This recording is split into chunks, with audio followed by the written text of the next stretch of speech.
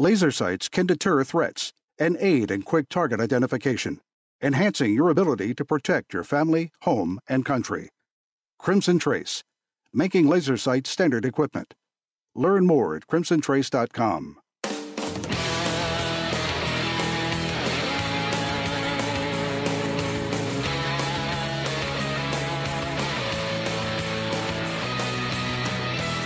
Today on Tom Gresham's Gun Talk, 2018 predictions and Second Amendment legal challenges, new guns and accessories, and more. And as always, call in with your questions, comments, and range reports at 866-TALK-GUN. Now, here's Tom Gresham. All righty, it's the last time we can get together this year. Hey, I'm Tom Gresham. It's Gun Talk. Glad that you could be with us. We're going to be talking about a whole bunch of different things. There's some very interesting stories out there right now. And we'll be talking about, well, guns and ammo and accessories and reloading. Sure. Optics, absolutely. What gun to get? What gun to get rid of? Get rid of? Have you lost your mind, Tom? You don't sell guns. Well, sometimes we do, particularly if we want to get something else. What are the guns that you have gotten rid of that you wish you hadn't? I always like to hear those stories.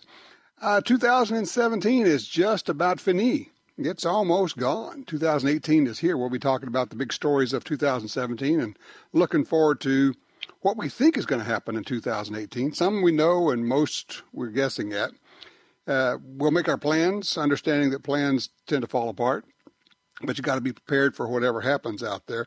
There are some really interesting things happening. We'll be talking about those. Talk about, cartridge of the year. Let's see, what's the big story of 2017 as it relates to guns? Who was a major force in the firearms industry this year? Maybe a surprise for a lot of people there. A lot of other things that we'll be talking about. And, of course, as always, taking your calls, comments, questions. And if you think I'm just flat out wrong, heck yeah, dive in. I'll shut the heck up and let you have the floor for a while. Our number here is 866-TALK-GUN, or it's easier just dial Tom Talk Gun. That will get you in here. So Christmas has come and gone. Any guns under the tree? Did you get yourself anything? Did you get something from someone else? Did you give a firearm to someone, or a firearm related or shooting related item? Maybe even, and if it's, if you said, boy, I'm still a little behind, might still be time. You could give a guided hunt. You could give a shooting class, maybe tuition to a shooting school. So what are the big stories out of 2017 as it relates to guns? Well, I would offer one. I just kind of throw this one out for your consideration. I think one of the big stories has been and will continue to be long-range shooting. Maybe on the back of the Ruger Precision, excuse me. Okay, better. Choking up over here. Sorry about that. The Ruger Precision rifle, I think, maybe pushed a lot of people to get into long-range competition. Before it came out, mostly the long-range rifles were pretty expensive propositions. $3,000, $4,000 and more. And then the RPR comes out and it's barely over $1,000 and shoots incredibly well and is fully adjustable and does all the things it's supposed to do. And all of a sudden people are going, well, I could get into that. I could do that. And then other companies bring them out. Mossberg's got a precision rifle. Others have precision rifles out now that are affordable. They're not these $4,000, $5,000, $6,000 rifles that no doubt are fabulous. Don't get me wrong. They're great rifles. But then you got to drop an optic on there. And if you're new to this, you will be shocked. Some of these optics are run $1,000, $2,000, $3,000 for the scope. And then there's everything else that goes with it. But I think the Ruger Precision Rifle may be, and it's not a 2017 story, it came out before that, but in terms of bringing people into the long-range shooting world, I think it did. You have to say the cartridge of 2017, again, not introduced this year, but it just took off, and everybody is comparing it to everything else. Anything you're thinking about getting, you're thinking, well, how does it compare to the 6.5 Creedmoor? The 6.5 Creedmoor. Not the fastest, not the flattest, very accurate, sure. What makes it so good? What makes it so special? And why now? If you look at the ballistics, and this is interesting, the 6.5 Creedmoor with the same bullets goes at almost identical velocities as the 6.5 by 55 Swedish round. Now, hold on to your hats, put some duct tape around your head to keep it from exploding. The 6.5 Swede was introduced in 1894. 1894. That's a long time ago, friends and neighbors. And now we have the hottest thing in rifle shooting that is essentially duplicates it ballistically. What the heck happened? Well, for one thing, Americans traditionally have not liked metric cartridges other than the 7 millimeters. 6.5, nah, I don't want that. 7 by whatever's, no. 7.62, certainly. The 7.62 by 39, the AK round, yeah, kind of, but, it's just a thing. But all of a sudden, 6.5 Creedmoor, hot as a firecracker. I guess timing is part of it. The long-range shooting craze really was picking up steam. People wanted to find a cartridge that would work for them. It works in short actions. It doesn't kick much. It is accurate. And there's a lot of good ammo, a lot of good bullets for it now. I don't know, but at the same time, those of us who have been around for a while, we look at it and go, okay, yeah, great, it's a 6.5. You're shooting 140 grain bullets going 2,700 feet per second, maybe. 25-06 does that and more. Almost 257 Roberts does that. Pick one, a 270 Winchester. You just go on and on. The 260 Remington, which has been out for 40 plus years now. Essentially the same thing. But to work through a short action, the 260, you have to seat the bullets in because the case is just a little bit longer.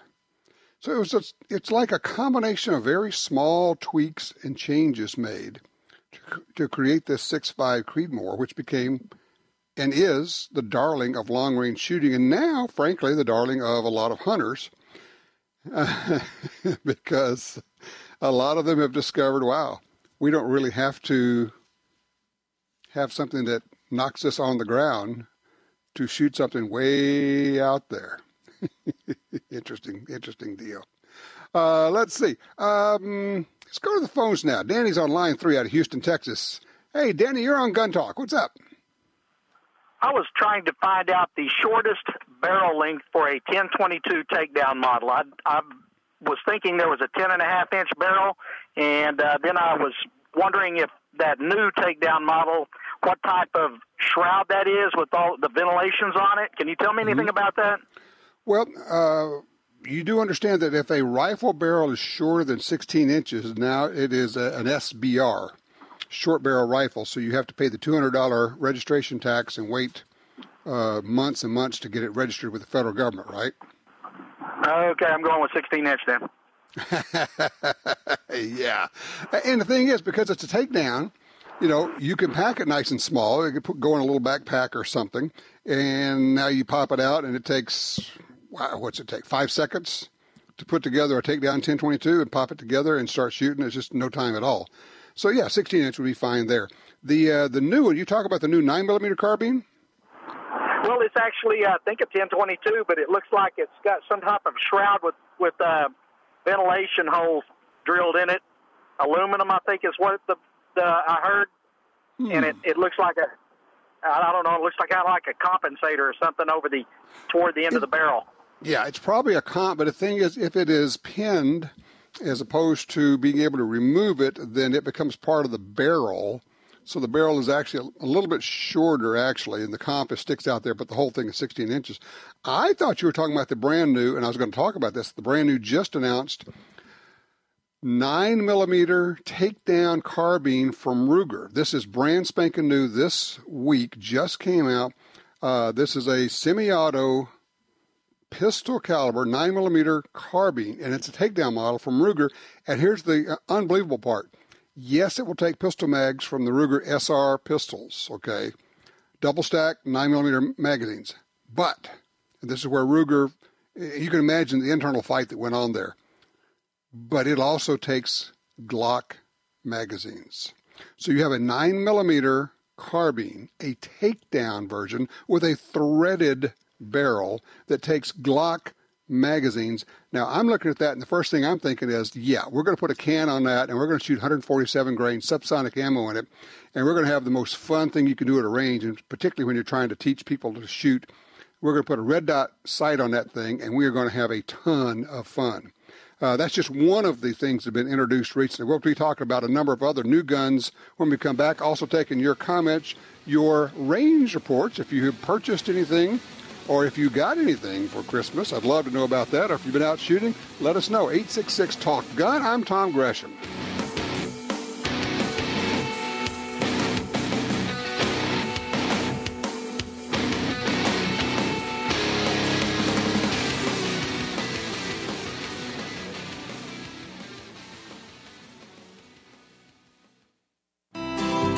Are you looking for a place to shoot? The National Shooting Sports Foundation has a great website called wheretoshoot.org. It's the largest database of shooting ranges on the internet. It's also a great resource for shooters where you can find video tips, printable targets, and a lot more. Find it online at wheretoshoot.org. And while you're there, download their free iPhone app. That's wheretoshoot.org. The Ruger pistol that started it all is now even better. The Ruger Mark IV has the same great look as the Mark III, but now its simple one-button takedown means less time taking apart your gun and more time shooting it. Disassemble it in seconds for no hassle cleaning. Learn more about the Target, Hunter, and 2245 Light Mark IV series models at Ruger.com. The Ruger Mark IV, another rugged, reliable firearm from Ruger. If you carry a gun, you need training. Your concealed carry class was definitely not training. But time, money, and obligations keep you from spending days at a shooting school. The trusted folks at Gun Talk can help. Concealed Carry 1, our DVD featuring the VADA Group, covers what gun, what holster, how to carry, where to wear your gun, and much more. Visit shopguntalk.com. That's shopguntalk.com. Look, this really is life and death. Learn how to stay aware, how to get away, and how to fight if you must. At shopguntalk.com, you can get the 2 DVD set, including Fighting with the 1911 with Tiger McKee. No matter what gun you carry, this vital training info can save your life. Learn the draw, the stance, reloading, vital gear from Gun Talk. That's shopguntalk.com. shopguntalk.com. What's important in a gun safe? Security, reliability, safety, good looks? It all comes down to quality. Quality that's built in from the beginning. Liberty Safe has made quality products for 29 years right here in the USA. Trust your guns, your valuables, and your safety to Liberty Safe. Did you ever regret buying quality? I didn't think so. Get the best. Whatever your budget, get a Liberty Safe. LibertySafe.com.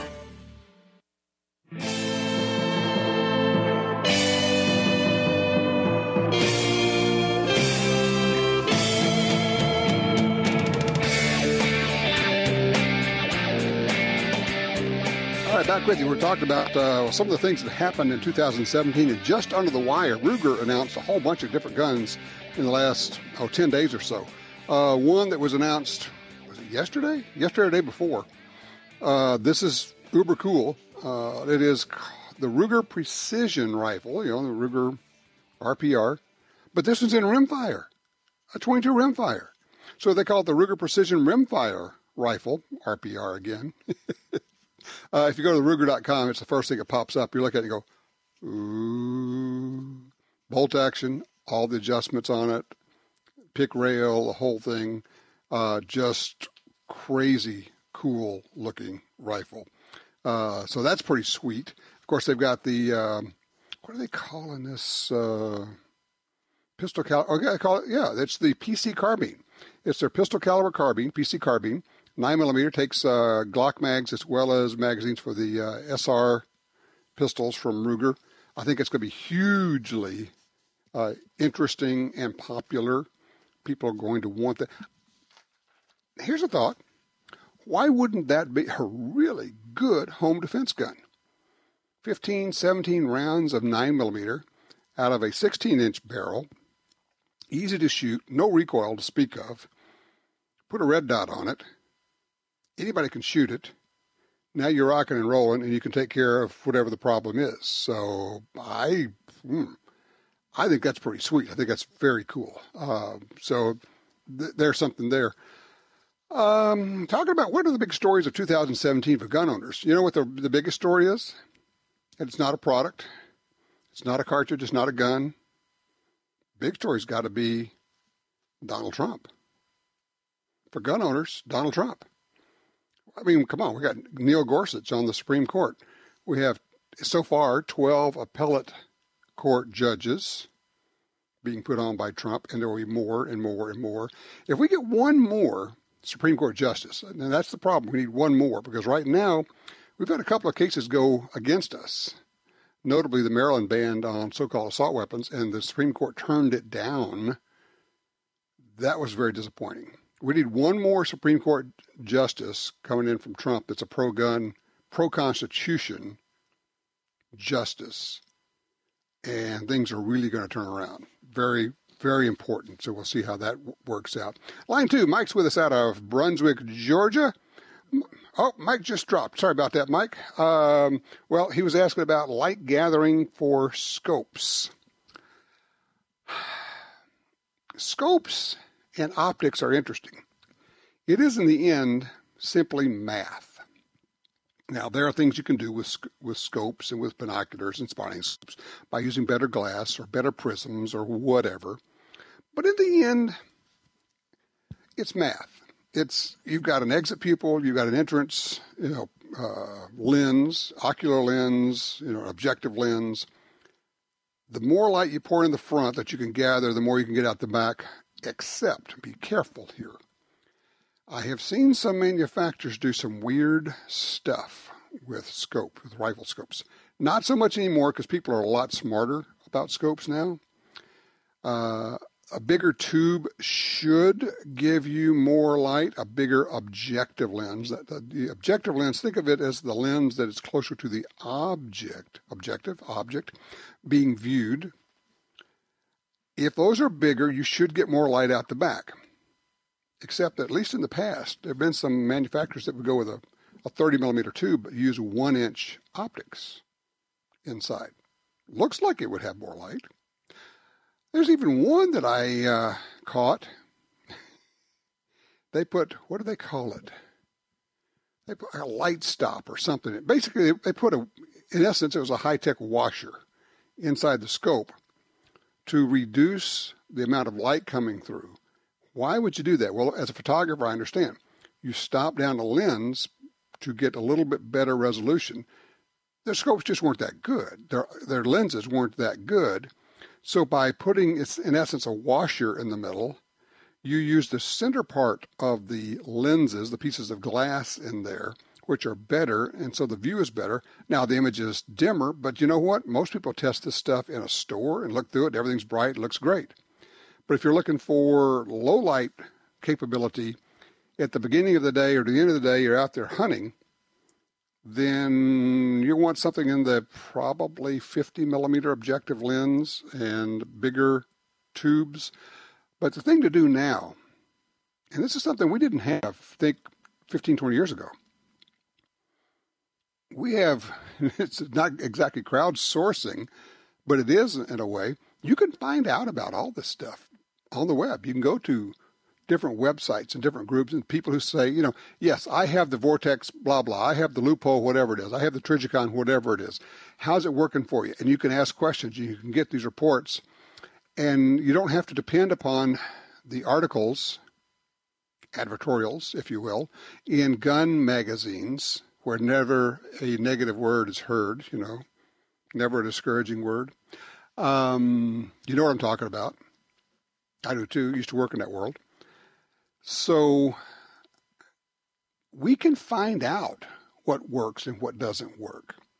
And we have the choices available now in optics are so much better than we've ever had before. It is stunning. Now, along with that is optics being math. You have to have good glass. You have to have good mechanics. Here's the thing. You know, what do they call it? Good, cheap, fast. Pick two. In this case, you cannot have good optics that are cheap. Period. You can't. You can have pretty good. And sometimes pretty good is fine, and it's okay. But just understand that you have optics, you have the glass part of it, and then you have the mechanics part of it. If the mechanical part of your scope fails, and it happens a lot more often than people realize, and they think my rifle is just not as accurate as it should be. No, your scope may be wrong. Your scope may be off. And I learned the hard way, and I was slow to figure this one out, that a lot of times you're chasing a problem with your rifle, and you're chasing, you know, with loads and everything else, and your scope's just not that good. I would offer a thought. If you have a rifle you're trying to chase down, get it more accurate, and you just can't figure it out, it's not working for you, swap the scope out. See if, you know, a different scope makes a difference for you. But you want good mechanical reliability. You have to have repeatability.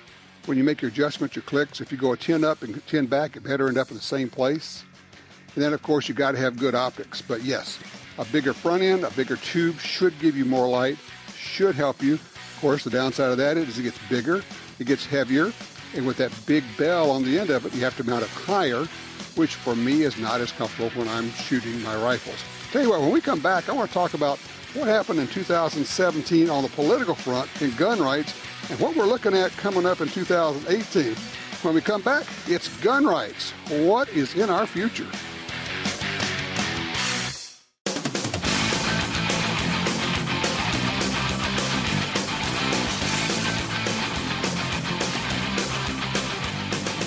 Sign up for our Gun Talk newsletter and join the Truth Squad at www.guntalk.com. Now, back to Gun Talk with Washington Times opinion page regular contributor Tom Gresham. All right, back with you. Tom Gresham here. 866-TALK-GUN or just dial Tom Talk Gun. By the way, we're giving away stuff, and this is very cool. Just got to get this one to you. It's a Gun Dealio only giveaway. 1 week only. 1 week only. Someone's going to win a Ruger American Rifle in .30-06 Springfield, okay? It's just amazing. But here's the thing. You can only get it if you get the secret code through your Gun Dealio app on your phone. And you won't get the secret code on your Gun Dealio app unless you have updated your Gun Dealio app. So this is not open to everybody out there. Only if you have the Gun Dealio app on your smartphone. And then you're going to be sent a code. Then you use that code. You go to guntalk.com/win, and you put your code in, and only those people are going to be entered. So this week, it's a 1 week only deal. Okay, so I mean, this is the only time you're going to hear me talk about it. If you snooze, you lose. Make sure you have updated Gun Dealio on your phone. It's free app, obviously. If you don't have it, shame on you. You're spending more money than you need to spend on guns and ammo if you don't have Gun Dealio, all right? We're talking about 2017. Year is just about up. Fascinating year. Trump, I think, being the big story of the year for gun owners. But there are a lot of things going on. Who better to take a look back and then gaze in the crystal ball looking forward than our friend Alan Gottlieb from the Second Amendment Foundation. Alan, it was an interesting year, was it not? It was a very interesting year, Tom. Happy New Year to you and your listeners. Thank you. Appreciate that. I mean, we had some big wins, and then we had some things that left us scratching our heads and going, really? Yeah, of course. I think probably the biggest wins were court nominations. and of course getting the national concealed carry reciprocity through the House. Right. And I guess you're talking 17 and looking into 18. Right. Now it goes to the Senate in 18, and it's going to be a very tough fight. And right now I think we're a little bit behind on getting that through the U.S. Senate because it doesn't take a simple majority. We're going to need to overcome a filibuster at 60 votes. That's the hard part, and getting Democrats to break with their leadership is going to be very difficult. Yes, it is. There's a number of Democrats up for re-election in the Senate that are in states that Trump carried, and are going to be really, looking for us to be able to flip them to be with us on our reciprocity bill in the Senate. Mm-hmm. But it's still going to be tough because you're right. The Democratic leadership is putting a lot of pressure on them. Exactly. But as you look back at 2017, I was just saying, I think the big story for gun owners is the unexpected, and I would say almost universally unexpected election of Donald Trump. And when he took office in 2017, all of a sudden, the thing that you and I kept saying over and over is it's about the courts. It's about the judges and the justices. And that has started, and we're starting to win on that front. Yeah, public opinion polling showed that 28% of the American people casted their vote for president based on the courts, which was the largest percentage of any reason why anybody did it. And of those, over 60%, all right, not exactly, 57 to 40 broke in favor of Trump. So, and a lot of those, most of those, quite frankly, were gun owners. And that's what put Trump over the top. Interesting. Okay, so I know, we've got Neil Gorsuch on the Supreme Court, and then we have, I think, 12 appellate court judges that he has been able to put in, with more to come. And I think 2018 we continue on that. We really, don't we need one more Trump appointee or nominee on the Supreme Court? Because right now they just turned down the Maryland assault weapons case, which I thought was a slam dunk to get into the Supreme Court. Yeah, I think we need one more, and it's really important to a lot of the Second Amendment Foundation's litigation right now. One, we have a petition for cert to the Supreme Court right now in a case out of California known as Sylvester, which knocks out the need for a waiting period if you already own firearms and have been through your background checks. You shouldn't have to wait again to get another gun. And that's up to the U.S. That's the Supreme Court. We won that at the trial court level, and then the Ninth Circuit on appeal overturned us in Bank. And so now we're headed to the Supreme Court. And, of course, the Second Amendment Foundation has had the case known as Mance versus Holder, which has been through the courts for a long time now. In the Fifth Circuit, we won that. That knocked out the interstate sale of handguns prohibition in the 68 Gun Control Act. And we're sitting before the U.S. Appeals Court in the Fifth Circuit waiting for a ruling that could come down any time. I'm surprised it's already taken this long. And that, of course, one way or the other is probably headed to the Supreme Court as well.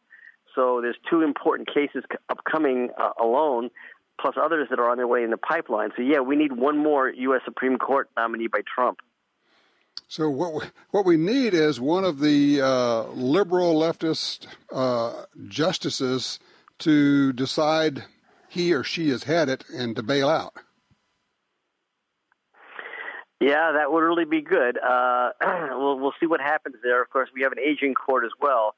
So everybody expects Trump to be able to nominate a few more judges to the U.S. Supreme Court during his time in the White House. How quickly they come, we don't know. But for gun owners, they couldn't come quick enough. There also have been some real changes for gun rights in the form of state regulations, state laws. We've had more and more constitutional carry. We've had just some actions taking place across the states that have been generally good. You kind of have to squint and not look at California when you say that, though. Well, you're right, but there's a handful of blue states like California where the liberal Democrats who are anti-gun tend to control the governor's mansion and both houses of the legislature. And those are the states we have problems in. And in 2018, we're going to even have more problems there.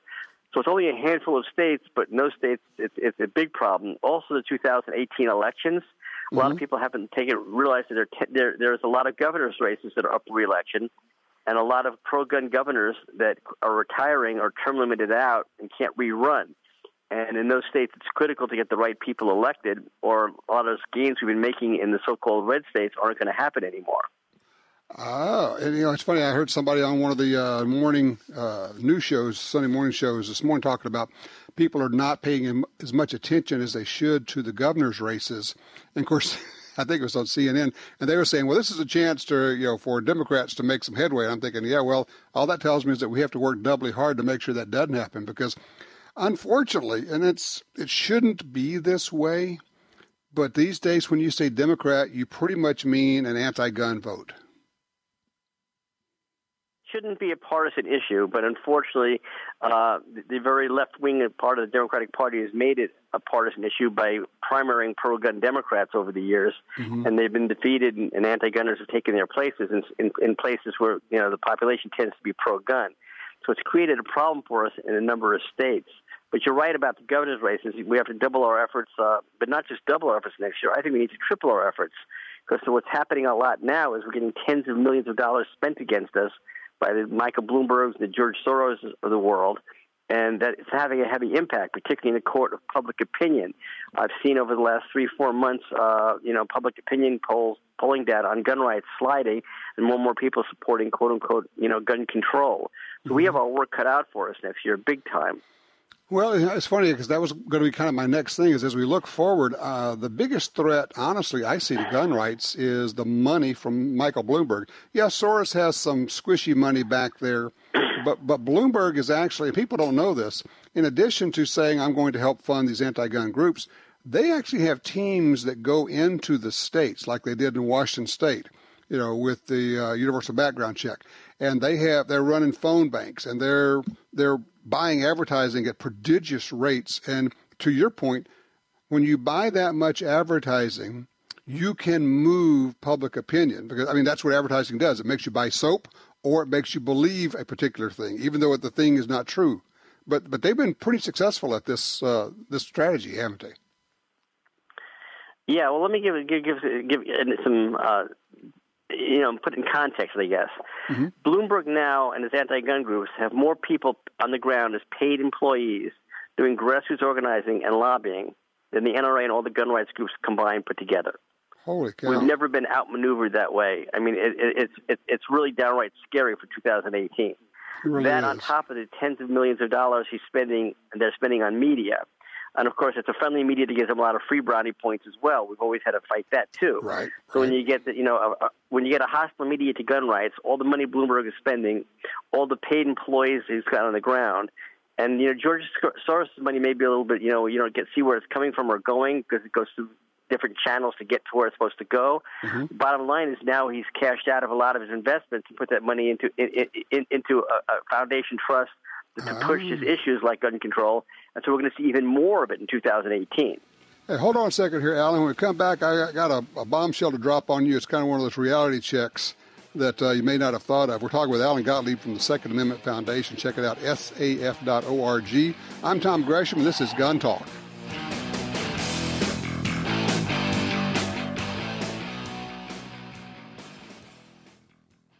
For more than 70 years, Timney Triggers has been enhancing the shooter's experience. Whether it's a local competition, a day at the range, or even the hunt of a lifetime, setting the standard in aftermarket triggers, Timney is now producing more than 170 models of triggers for bolt-action rifles, shotguns, AR rifles, and semi-automatic rifles. Proudly made in the USA since 1946. Find your new trigger at timneytriggers.com. You know and trust Springfield Armory. Now that trusted gunmaker has an AR-15 rifle with all the features you want. The Saint features a mid-length gas system, a heavy tungsten buffer, and a 16-inch chrome Molly barrel with a 1-in-8 twist rate. Plus, the Saint has Bravo Company's Key Mod handguard. The next generation of America's personal defense rifle. See video of the Saint in action at springfield-armory.com. That's springfield-armory.com. Since 1937, Ducks Unlimited has led the charge on wetlands and waterfowl conservation.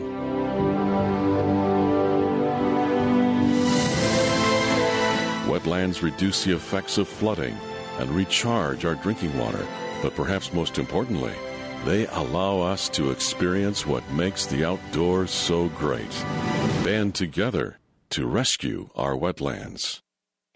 For tactical equipment for military, law enforcement, and shooting enthusiasts, look for the name Elite Survival Systems, creators of high-quality, intelligently designed products for concealed carry, discreet transport, and rigorous tactical uses. Elite Survival Systems knows there isn't just one method of carry that works for everyone. Elite offers a vast array of concealment products to fit your lifestyle, including holsters, belts, vests, pouches, slings, bags, backpacks, and cases. Find out more at EliteSurvival.com.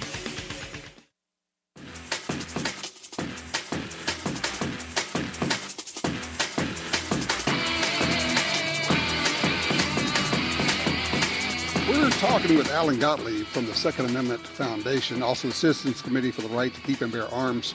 Alan, we're talking about gun control, regulations, restrictions on the Second Amendment, and while we've been able to make some headway, one of the things I was looking at, and I wanted to throw this one out for your consideration, people tend to just they get used to things, where people would say, well, we could never put up with XYZ in terms of restrictions on gun rights. I'm thinking, yeah, well, those of us have been around a long time.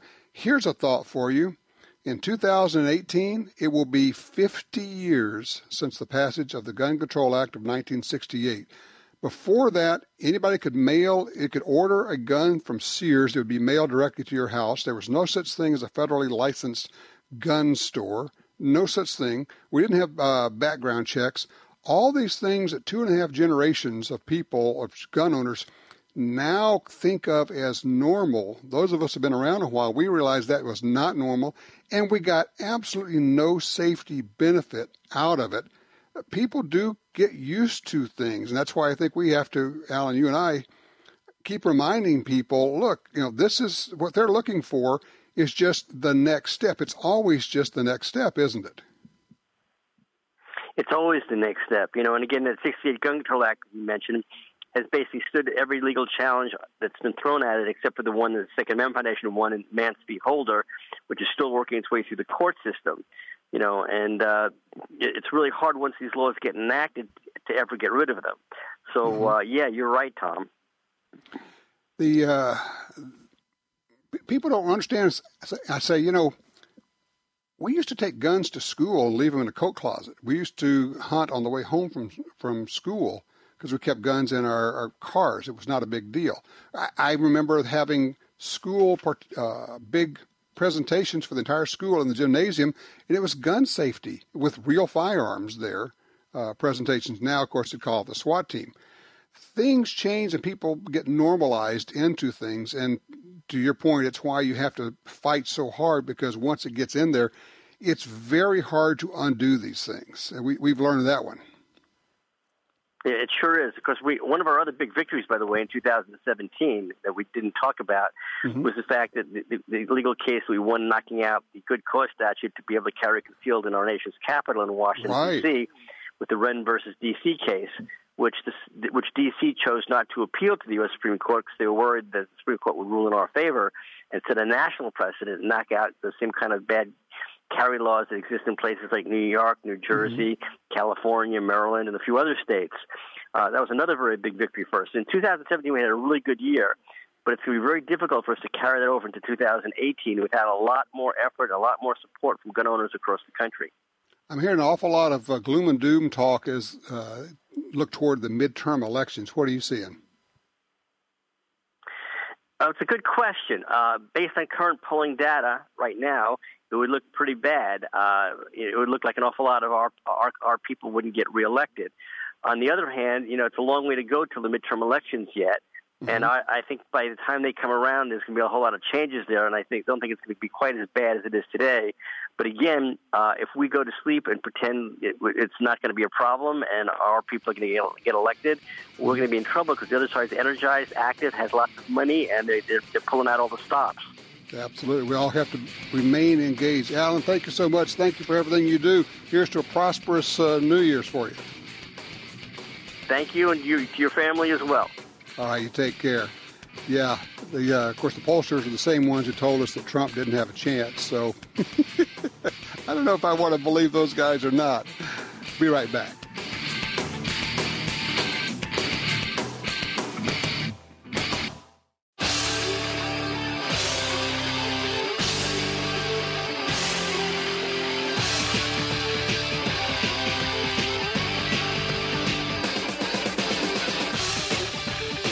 As we're talking about things that happened in 2017, looking back, and look forward to 2018, I got to tell you, I think one of the things that people haven't talked about as much, and there's some talk about it, one of the big changes for gun owners, and I think it powers the politics also, is the number of people who now regularly carry firearms for personal protection.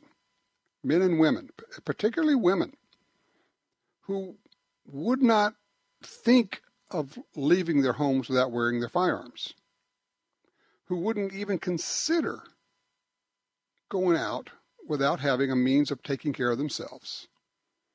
And there are those, of course, who say, well, you have a phone. Yeah, great, fine.